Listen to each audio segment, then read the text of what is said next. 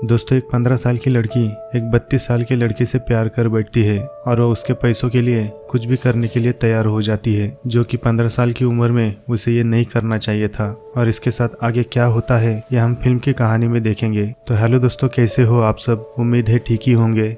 दोस्तों, कहानी शुरू करने से पहले मैं आपको एक बात बताना चाहता हूँ। दोस्तों, इस चैनल पे बहुत ज़्यादा प्रॉब्लम्स हो रहे हैं, इसलिए हमारे सेकंड चैनल को भी सब्सक्राइब कर लीजिए। अगर प्रॉब्लम सॉल्व नहीं होता तो हम सेकंड चैनल पे वीडियो डालना शुरू कर देंगे। जैसे इस चैनल को आपने सपोर्ट किया, उसी तरह हमारे सेकंड चैनल को भी सपोर्ट कर लीजिए। इसकी लिंक मैं आपको डिस्क्रिप्शन में दे दूंगा। इस फिल्म का नाम है द लवर। ये 1992 में रिलीज हुई थी और IMDb पे इसकी रेटिंग है 6.9 स्टार आउट ऑफ 10। इस फिल्म की कहानी शुरू होती है एक बूढ़ी औरत से। इसका नाम है जेन। ये एक फेमस राइटर होती है और जेन अपनी पूरी कहानी इस फिल्म के द्वारा बता रही है। कहानी के शुरुआत में हमें दिखाया जाता है जेन को ये एक फेरी पे अपने गांव जा रही होती है। जेन को उसके स्कूल पे छुट्टी होने के कारण वो अपने घर पे जा रही होती है। वहाँ पे इसकी माँ और उसके दोनों भाई रहते हैं। उसकी माँ सैडिक में स्कूल चलाती है, वहाँ पे बच्चों को पढ़ाती है। जब जेन घर पे आ जाती है तो शाम को ये लोग खाना खा रहे होते हैं। जेन, उसका छोटा भाई पाओलो और उसका बड़ा भाई पेरे बहुत ही रूड होता है, क्योंकि वो कोई काम नहीं करता और इन लोगों पे जबरदस्ती करता रहता है। खाना खाते समय पेरे पाओलो के प्लेट से चिकन का बड़ा पीस ले लेता है और जेन उससे पूछती है कि तुमने उसका पीस क्यों लिया। पेरे कहता है कि मेरा पीस था, क्योंकि मैं सबसे बड़ा हूँ। वहाँ पे जेन उस पर बहुत गुस्सा हो जाती है। वो कहती है कि मैं भगवान से प्रार्थना करूंगी कि तुम जल्द से जल्द मर जाओ, और गुस्से में वहां से निकल जाती है। लेकिन पेरे को देखकर पाओलो बहुत डर जाता है और वो रोने लगता है। पाओलो खाना छोड़ के घर के बाहर चला जाता है और जेन उसे मनाकर अपने घर के अंदर लेकर आती है। जब जेन अपने कमरे में चली जाती है सोने के लिए, तब वहाँ पे अपने माँ से पूछती है। वो पूछती है कि पेरे को तुम कुछ बोलते नहीं हो, तुम उसे डांटती भी नहीं हो, क्या तुम हम दोनों से प्यार नहीं करती? उसकी माँ कहती है कि मेरे लिए तुम सारे बच्चे एक ही जैसे हो, मैं सभी से एक जैसा ही प्यार करती हूँ। लेकिन जेन को पता था कि उसकी माँ पेरे से ही ज्यादा प्यार करती है। छुट्टियां खत्म होने के बाद जेन फिर से अपने स्कूल जाने के लिए तैयार हो जाती है और जैसे ही उसकी माँ और पाओलो उनके गाड़ी में बैठ के वहाँ से निकल जाते हैं, इसके बाद पेरे घर के अंदर जाके कबर्ड से कुछ पैसे चुरा लेता है और वो फिर से सिगरेट खरीदकर वहाँ पे सिगरेट पीने लगता है। और पेरे के सारी हरकतें उसकी माँ को पता थी, लेकिन वो उससे ज्यादा प्यार करती है, इसलिए उसे कुछ नहीं कहती। जेन की माँ उसे कुछ खर्चे के लिए पैसे दे देती है और जेन को साइगोन जाने के लिए उसके बस में उसे बिठा देती है। आगे हम देखते हैं कि जेन एक फेरी में जाके बैठती है, जिसके बाद वो फेरी इन लोगों को साइगोन लेके जाएगी। उसी के साथ साथ एक बड़ी सी गाड़ी आ जाती है और इस गाड़ी में एक लड़का बैठा है। इसका नाम है टोनी। ये अपनी पढ़ाई खत्म करके अपने गाँव वापस जा रहा होता है। जब टोनी गाड़ी में से जेन को देखता है तो उसके और अट्रैक्ट हो जाता है और जल्दी से वो उसके पास चला जाता है। वो जबरदस्ती उससे बात करने की कोशिश करता है, लेकिन जेन उसे इग्नोर कर रही होती है। टोनी ने पहली बार एक लड़की को लड़कों वाली टोपी पहनते हुए देखा था और इसके बाद ये उसके पीछे ही लग जाता है और उसके बाद टोनी उसे पटाने के लिए शुरू हो जाता है। वहाँ पे टोनी उसे ऑफर करता है। वो कहता है कि मैं साइगोन जाने वाला हूँ, तो क्या मैं अपने गाड़ी में तुम्हें साइगोन छोड़ सकता हूँ? वहाँ पे जेन मान जाती है। आगे हम देखते हैं कि जेन टोनी के गाड़ी में बैठकर साइगोन जा रही होती है। वहाँ पे गाड़ी में बातें करते करते धीरे धीरे टोनी उसे छूने लगता है, उसे सेड्यूस करने लगता है। लेकिन यहाँ पे जेन को भी धीरे धीरे अच्छा लगने लगता है और इसलिए जेन वहाँ पे कुछ नहीं कहती। जब वो अपने बोर्डिंग आ जाती है तब जेन उसे गुड बाय कह के वहाँ से निकल जाती है। कैंटीन में अपने दोस्त के साथ उस चाइनीज मैन के बारे में बात करती है और यहाँ पे ये दोनों हंसने लगते हैं। अगले दिन जेन अपने स्कूल जा रही होती है, तब वहाँ पे वो टोनी के गाड़ी को फिर से देखती है और वो धीरे धीरे उसके गाड़ी के पास चली जाती है। उसके गाड़ी के खिड़की पे किस करके वहाँ से निकल जाती है। शाम को स्कूल छूटने के बाद जेन टोनी के गाड़ी को देख रही होती है, लेकिन वो वहाँ पे नजर नहीं आता। उसके बाद जेन अपने बोर्डिंग में चली जाती है। अगले दिन स्कूल पे छुट्टी होने के कारण जेन और उसकी फ्रेंड वहाँ पे डांस की प्रैक्टिस कर रहे होते हैं और थोड़ी देर में उसके बोर्डिंग के बाहर टोनी अपनी गाड़ी लेके आ जाता है। जेन वहाँ से अपने कपड़े चेंज करके और उसके गाड़ी में बैठकर उसके साथ चली जाती है। टोनी जेन को लेके एक बैचलर रूम में चला जाता है। ये बैचलर रूम ऐसे लोगों के लिए बनाया होता है जहाँ पे वो लोग किसी भी लड़की के साथ मजे करे। वहाँ पे टोनी जेन से बात करता है। वो कहता है कि तुम्हारी उम्र क्या है? जेन कहती है कि मेरी उम्र 17 साल है। वहाँ पे जेन उससे झूठ कहती है, जबकि उसकी उम्र 15 साल होती है। टोनी को पता है कि वो 32 साल का है, इसलिए वो उसके साथ सोना नहीं चाहता था और उसे वहाँ से लेकर उसे उसके घर पे छोड़ने के लिए तैयार हो जाता है। लेकिन जेन उसे कहती है कि कोई बात नहीं, तुम मुझसे प्यार कर सकते हो। इसके बाद धीरे धीरे टोनी और जेन वहाँ पे काम करना शुरू कर देते हैं। थोड़ी देर बाद ये दोनों एक दूसरे से बातें करने लगते हैं। जेन अपने बारे में बता रही होती है। वो कहती है कि उसकी माँ एक स्कूल टीचर है और उसका बड़ा भाई पेरे घर के पैसे चुराकर सिगरेट पीता रहता है और उनकी फाइनेंशियल कंडीशन बहुत खराब है। टोनी कहता है कि मुझे सब पता है। वो कहता है कि मेरे ड्राइवर ने ये सारी जानकारी मुझे बताई थी। वहाँ पे टोनी उससे पूछता है कि क्या तुम पैसे के लिए मेरे पास यहाँ पे आए हो। जेन कहती है कि मुझे पता नहीं, मैं तुम्हारे साथ यहाँ पे कैसे आई।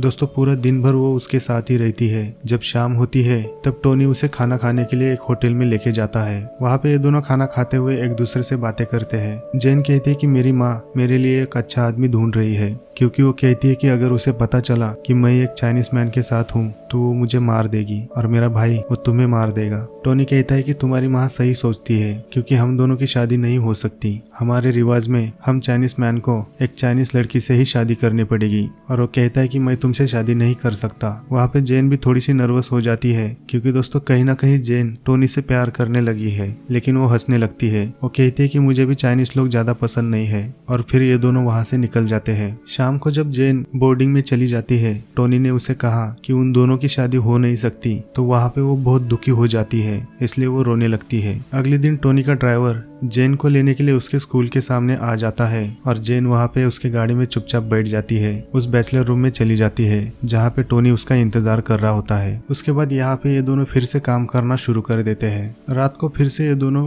खाना खाने के लिए एक होटल में चले जाते हैं। वहाँ पे टोनी अपने बारे में बता रहा होता है और उसके बिजनेस के बारे में बता रहा होता है। लेकिन जेन उसके बातों को इग्नोर कर रही होती है, क्योंकि जेन को बहुत दिनों के बाद अच्छा खाना खाने के लिए मिल जाता है, इसलिए वो उसके बातों पे न आके उसे देख देख कर खाना खा रही होती है। एक दिन जेन छुट्टियों में फिर से टोनी की कार लेकर सडैक अपने घर पे चली जाती है। वहाँ पे इतनी बड़ी गाड़ी देखकर जेन की माँ शॉक हो जाती है। जेन की माँ उस पर गुस्सा हो जाती है। वो कहती है कि कौन है वो जो इतनी बड़ी गाड़ी लेकर तुम्हें यहाँ पे छोड़ने के लिए आया था। जेन कहती है कि वो मेरा दोस्त है। उसकी माँ कहती है कि सच सच बताओ। वो कहती है कि क्या तुम दोनों में कोई लफड़ा चल रहा है। जेन उसे समझाने की कोशिश करती है कि वो सिर्फ मेरा दोस्त है और वो बहुत पैसे वाला है। वहाँ पे जेन की माँ उसे चिट्ठी दिखाती है। वो कहती है कि तुम्हारे स्कूल से ये चिट्ठी आई हुई है, जिसमें साफ साफ लिखा है कि तुम अपना स्कूल छोड़ के अपने दोस्त के साथ बाहर घूमने के लिए चली जाती हो। क्या ये सच है? जेन कहती है कि वो सिर्फ मेरा दोस्त है, बस इतना ही सच है। वहाँ पे पेरी उसके माँ को भड़का रहा होता है।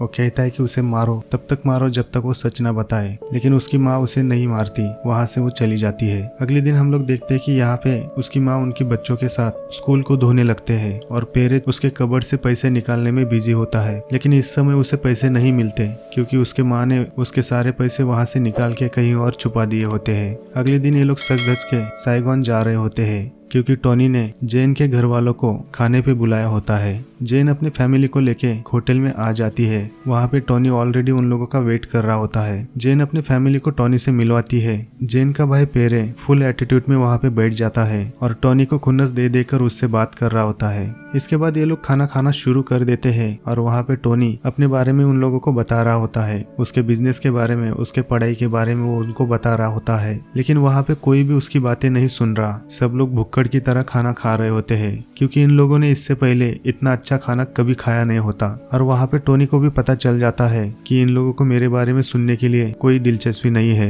खाना खाने के बाद वहाँ पे ये लोग शांत बैठ जाते हैं। पेरी पूछता है कि हम लोग यहाँ पे किस लिए रुके हैं। वहाँ पे जेन की माँ बैठे बैठे सो रही होती है। जब वेटर बिल लेकर आता है तो वो वेटर पेरे के पास बिल दे देता है, क्योंकि सारा ऑर्डर पेरे ने ही किया होता है। जब वो बिल देखता है तो उसके फट जाती है। वहाँ पे टोनी अपने जेब से पैसे निकालता है और पैसों की आवाज सुनकर जेन की माँ भी नींद से उठ जाती है। थोड़ी देर में वहाँ पे म्यूजिक बजने लगता है और सारे लोग डांस करने लगते हैं। और बातें करते करते पेरी फिर से टोनी को खुन्नस से देख रहा होता है। और जब टोनी भी उससे खुन्नस से देख रहा होता है तब पेरी उस पर भड़क जाता है। जबकि इन दोनों में फाइट होने ही वाली थी, तब बीच में ही म्यूजिक बजना शुरू हो जाता है। और टोनी जब जेन की ओर देखता है तो वो फिर से शांत हो जाता है और चुपचाप वहाँ पे बैठ जाता है। इसके बाद जेन और पाउलो वहाँ पे डांस कर रहे होते हैं और वहाँ पे जेन की माँ टोनी के साथ बात करते हुए नजर आती है। इसके बाद ये लोग वहाँ से निकल जाते हैं। हैं। जेन टोनी के साथ बैचलर रूम में चली आती है। पेरी के बुरे बर्ताव की वजह से टोनी बहुत गुस्से में होता है और वो जेन को उठाकर बेड पे डाल देता है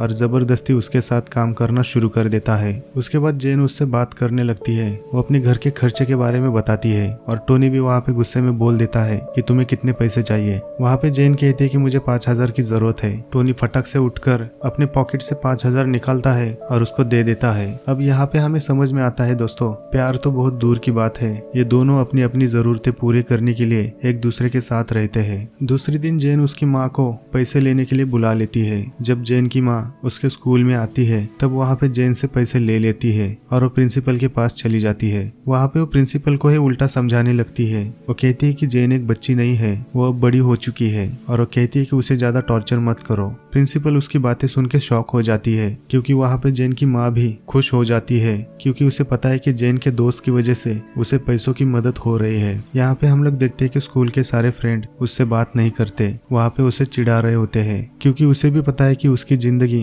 पहले से कुछ अच्छी गुजर रही है, इसलिए उसे कोई फर्क नहीं पड़ता कि उसके साथ कौन बात करे या ना करे। एक दिन जेन टोनी के साथ बाहर घूमने के लिए चली जाती है और वहाँ पे गाड़ी में बैठे बैठे ये दोनों एक दूसरे से बातें कर रहे होते हैं। जेन उसे कहती है कि मैं अपनी अगली पढ़ाई करने के लिए फ्रांस जाना चाहती हूँ और वहाँ पे टोनी उसे अपनी माँ की आखिरी निशानी, उसकी अंगूठी उसे पहना देता है। वो कहता है कि फ्रांस जाने के बाद ये मेरी अंगूठी तुम्हें मेरी याद दिलाएगी। अब टोनी उससे ज्यादा प्यार करने लगा है, वो उसके बिना नहीं रहना चाहता, इसलिए वो अपने गाँव चला जाता है अपने पिता से अपनी शादी के बारे में बात करने के लिए। वो अपने पिता से जेन के बारे में बताता है, लेकिन उसका पिता कहता है कि हमारे चाइनीज में एक रिवाज है, चाइनीज लोगों को अपनी चाइनीज लड़कियों के साथ ही शादी करनी होगी, नहीं तो बहुत बुरा होगा। और टोनी का पिता ये भी कहता है अगर तुम उस लड़की से शादी कर लोगे तो मैं तुम्हें मार दूंगा। वहाँ पे इन दोनों में बहुत बहस हो जाती है और वहाँ से टोनी नाराज होकर निकल जाता है। यहाँ पे टोनी जेन के पास आ जाता है और उसे समझा रहा होता है कि वो उससे बहुत प्यार करता है और इसीलिए वो अपने पिता से परमिशन मांगने के लिए गया था कि मुझे तुमसे शादी करनी है। लेकिन वो कहता है कि मुझे मेरे पिता ने कहा कि अगर मैं तुमसे शादी कर लूंगा तो वो मुझे मार देंगे और अगर हम लोग भाग के शादी भी कर लेते हैं तो मेरे पिता मुझे अपनी जायदाद का एक टुकड़ा भी नहीं देंगे। वहाँ पे जेन भी उसके बातों पे सहमत हो जाती है। वो कहती है कि तुम्हारे पिता जैसे कह रहे हैं वैसे करो, तुम्हें उनकी बात माननी होगी। इसके बाद वहाँ पे जेन बहुत नर्वस हो जाती है क्योंकि वो भी उससे प्यार करने लगी थी, इसलिए उसे बहुत बुरा लगने लगता है। अगले दिन जेन फिर से टोनी के गाड़ी में बैठ के सड़क अपने गांव चली जाती है। वहाँ पे पेरी की नजर उसके दिए हुए अंगूठी पे चली जाती है क्योंकि वो बहुत कीमती होती है। उसकी माँ भी उससे पूछती है इतनी महंगी अंगूठी तुम्हें किसने दी, और इन दोनों की नजर उसकी अंगूठी पे चली जाती है। वहाँ पे जेन अपनी अंगूठी उतार के उनके मुंह पे फेंक देती है और वो कहती है कि बेच दो इसे भी और कर लो अपनी मनमानी। उसके बाद उसका भाई पेरे उस पे और भड़क जाता है और उससे कहता है कि क्या तुम उसके साथ सोई हो। जेन कहती है कि नहीं, लेकिन पेरे और गुस्सा हो जाता है और उसे मारने लगता है। वहाँ पे उनकी माँ आकर उन दोनों का झगड़ा छुड़ा देती है। दूसरे दिन जेन की माँ पेरे काम करने के लिए फ्रेंच भेज देती है। वो चाहती है कि वो अब अपने पैरों पे खड़ा रहे और कुछ पैसे कमाकर वहाँ पे सेटल हो जाए। यहाँ पे जेन और पाउलो बहुत खुश हो जाते हैं क्योंकि वो दोनों भी बहुत दिनों से पेरे का नाटक सह रहे होते हैं, इसलिए वो दोनों आज बहुत खुश हो जाते हैं। अगले दिन जेन गाड़ी में बैठ के फिर से साइगोन चली जाती है और वो सीधा बैचलर रूम चली जाती है। वहाँ पे टोनी बहुत नशा कर रहा होता है और वो अगले दिन की शादी के बारे में बड़बड़ कर रहा होता है। जेन उसके पास आ जाती है और उसे कहती है कि तुम्हारी शादी होने के बाद भी मैं तुमसे मिलने आऊंगी, लेकिन टोनी उसकी बातें नहीं सुनता। वहाँ पे बड़बड़ करता रहता है क्योंकि वो पहले से बहुत नशा कर चुका था और वहाँ पे सो जाता है। अगले दिन टोनी की शादी हो रही होती है और वहाँ पे जेन भी आई होती है। टोनी की सारी शादी का प्रोग्राम वहाँ पे जेन देख रही होती है। टोनी की शादी होने के बाद जेन फिर से अपने गाँव सड़क चली जाती है। घर पे आने के बाद जेन वहाँ पे देखती है बहुत सारा सामान जेन की माँ ने बेच दिया होता है। सब कुछ बेचकर ये सब लोग फ्रांस जाकर सेटल होने वाले हैं। जेन की माँ जेन से कहती है आज तुम्हारे दोस्त टोनी की वजह से ही हम अपने कर्जे से मुक्त हो चुके हैं, और उसकी माँ उसे कहती है टोनी ने तुम्हारे अगली पढ़ाई के लिए कुछ पैसे दिए हैं और पाउलो की पढ़ाई के लिए भी पैसे दिए हैं। टोनी ने फ्रांस जाने का खर्चा भी पूरा उठाया है। ये सब सुन के जेन और भी खुश हो जाती है। इसके बाद जेन फिर से बैचलर रूम चली जाती है। वहाँ पे जेन सोचती है है कि जाने से पहले वो टोनी से मिल के जाए, लेकिन वो पूरा दिन वहाँ पे बैठी होती है। शाम तक उसका इंतजार कर रही होती है, लेकिन टोनी नहीं आता, क्योंकि उसे क्या पता टोनी तो अपनी बीवी के साथ वहाँ पे सुहागरात मना रहा होगा। अगले दिन जेन और उसकी माँ और उसका भाई सब कुछ बेचकर फ्रेंच जाने के लिए बोट में बैठ जाते हैं। लेकिन जेन जाने से पहले वो टोनी से मिलना चाहती थी। थोड़ी देर में उसे टोनी की गाड़ी दिखाई देती है कि जाने से पहले वो उसे देखने के लिए आया होता है। शाम को उस जहाज में म्यूजिक बजने लगता है और वहाँ पे जेन उस म्यूजिक को सुन रही होती है। वहाँ पे जेन को टोनी की बहुत याद आने लगती है। उसे याद कर करके वहाँ पे रोने लगती है, क्योंकि जेन टोनी से बहुत प्यार करने लगती है। लेकिन वो कितना भी करे वो टोनी के साथ शादी नहीं कर सकती। टोनी के रीति रिवाज के कारण वो भी उसके साथ शादी नहीं कर पाता। सीधी सीधी बात है दोस्तों, टोनी के बाप ने पहले से उसे धमकी दी होती है, अगर उसने उसकी बराबरी के बाहर शादी कर ली तो उसे जायदाद से लात मार के निकाल दिया जाएगा। इसीलिए कहते हैं ना बाप बड़ा ना भैया कि सबसे बड़ा रुपया। ये तो बस मोह माया है, इसलिए टोनी ने उसके बाप की बात मान ली। यहाँ पे सिर्फ टोनी ने जेन का फायदा उठाया, उसके साथ मजा किया। अगर वो सच में उससे प्यार करता तो अपने बाप को छोड़ के उससे शादी कर लेता। दोस्तों इसमें सिर्फ जेन का ही प्यार सच्चा दिखाई देता है, लेकिन वो भी अपनी फैमिली के लिए बहुत सैक्रिफाइस करती है। दोस्तों इस वीडियो को लाइक करना, शेयर करना और सब्सक्राइब करके बेल बटन को जरूर दबाना, ताकि हमारे अगले वीडियो का नोटिफिकेशन सबसे पहले आपको मिले। तो मिलते हैं नेक्स्ट फिल्म की कहानी में, तब तक के लिए अपना ख्याल रखना।